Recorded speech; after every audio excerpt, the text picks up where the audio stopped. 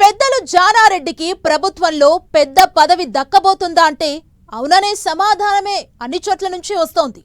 జానారెడ్డితో CM Revanth భేటీ కావడమే దీనికి కారణంగా చూపిస్తున్నాయి గాంధీ భవన్ వర్గాలు.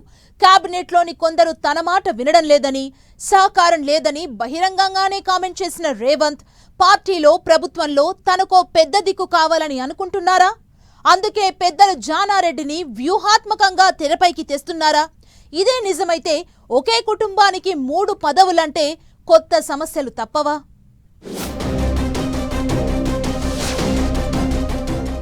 రేవంత్ ఢిల్లీ టూర్కు రెడీ అవుతున్నారు. మంత్రివర్గ విస్తరణతో పాటు కీలక పదవులకు సంబంధించి హైకమాండ్తో చర్చలు జరిపే ఛాన్స్ ఉందనే ప్రచారం జోరుగా సాగుతోంది. ఇలాంటి పరిణామాల మధ్య సీనియర్ నేత జానారెడ్డి ఇంటికి సీఎం రేవంత్ వెళ్లడం కొత్త ప్రాధాన్యత సంతరించుకుంది. జానారెడ్డితో ఆంతరంగికంగా చర్చలు జరిపినట్లు తెలుస్తోంది.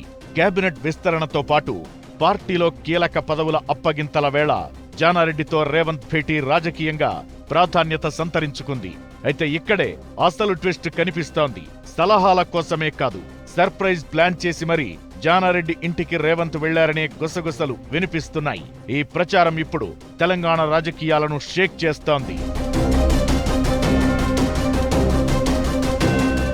ప్రభుత్వ ముఖ్య సలహాదారుగా జానారెడ్డిని నియమించాలని రేవంత్ నిర్ణయించారని, దీని గురించి ఇద్దరి మధ్య చర్చలు జరిగినట్లు గుసగుసలు వినిపిస్తున్నాయి. అయితే త్వరలో దీనికి సంబంధించి ప్రకటన వచ్చే అవకాశముందనే ప్రచారం కూడా నడుస్తోంది. ఇదంతా ఎలా ఉన్నా ప్రభుత్వంలో జానారెడ్డిని భాగం చేయడం వెనుక రేవంత్ భారీ స్కెచ్ సిద్ధం చేసినట్లు ప్రచారం జరుగుతోంది. పార్టీ మాత్రమే కాదు, ప్రభుత్వంలోని కొందరు మంత్రుల నుంచే తనకు సహకారం లభించడం లేదని ఈ మధ్య పీసీసీ సర్వసభ్య సమావేశంలో రేవంత్ బహిరంగంగానే కామెంట్లు చేశారు. ఇలాంటి పరిస్థితుల్లో పార్టీ మీద, ప్రభుత్వం మీద పట్టు నిలుపుకోవాలంటే ఓ పెద్ద సపోర్ట్ కావాలి, ఓ పెద్ద మనిషి అండ కావాలి. అందుకే పెద్దలు జానారెడ్డికి పెద్ద పదవి కట్టబెట్టేందుకు రేవంత్ రెడీ అయ్యారనే చర్చ నడుస్తోంది. జానారెడ్డి లాంటి పెద్దలు తనతో ఉంటే, తన పక్కన ఉంటే మరింత బలం లభించే అవకాశాలున్నాయన్నది రేవంత్ ప్లాన్ అనేది మరికొందరి అభిప్రాయం. నిజానికి పార్టీలో మిగతా సీనియర్లతో పలు సందర్భాల్లో రేవంత్ కు గ్యాప్ ఏర్పడ్డా జానారెడ్డితో మాత్రం మొదటి నుంచి బంధం బలంగానే ఉంది. పీసీసీ చీఫ్ గా రేవంత్ నియామకంలోనూ జానారెడ్డి పాత్ర కీలకమనే చర్చ కూడా జరిగింది. రేవంత్ కు పదవి ఇప్పించేందుకు అధిష్టానంతో జానా స్వయంగా మాట్లాడారనే టాక్ కూడా అప్పట్లో వినిపించింది. అయితే ప్రస్తుత రాజకీయ పరిణామాలు, పరిస్థితుల మధ్య పెద్దలు జానారెడ్డి సపోర్ట్ రేవంత్ కు చాలా అవసరం అనడంలో ఎలాంటి అనుమానం లేదు. అందుకే ఆయన్ను ప్రభుత్వంలో చేర్చి తన బలం పెంచుకోవాలన్నది రేవంత్ వ్యూహమనే టాక్ కూడా అప్పుడే మొదలైంది. పెద్దలు జానారెడ్డికి పెద్ద పదవి సంగతి ఎలా ఉన్నా ఎన్నికల ముందు కాంగ్రెస్ పెట్టుకున్న నిబంధనల సంగతేంటనే ప్రశ్నలు వినిపిస్తున్నాయి.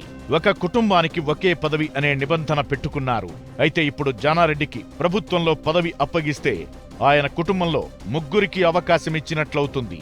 ఇప్పటికే ఆయన కుమారుల్లో ఒకరు ఎమ్మెల్యేగా ఉండగా మరొకరు ఎంపీగా కొనసాగుతున్నారు. జానారెడ్డికి పదవి అప్పగించాలని సీఎం రేవంత్ నిర్ణయం తీసుకున్నా పార్టీ పరంగా ఎలాంటి సవాళ్లు ఎదురవుతాయనే చర్చ కూడా జరుగుతోంది. అయితే ఒక కుటుంబానికి ఒకే పదవి అనే నిబంధన పెట్టుకున్నా తెలంగాణలో అది పెద్దగా వర్కౌట్ కాలేదు. వివేక్ వెంకటస్వామి కుటుంబం నుంచి ఇప్పటికే 3 పదవులు ఉండగా వివేక్ కేబినెట్ రేసులోనూ ఉన్నారనే టాక్ ఉంది. ఇక ఉత్తమ్ కుటుంబానికి 2, కోమటిరెడ్డి ఫ్యామిలీకి 2, కేకే కుటుంబం నుంచి 2 పదవుల్లో ఉన్నారు. మరిప్పుడు జానారెడ్డికి లైన్ క్లియర్ అవుతుందా? ఆయన విషయంలో రేవంత్ ప్లాన్ వర్కౌట్ అవుతుందా, బెడిసి కొడుతుందా అన్నది చూడాలి మరి.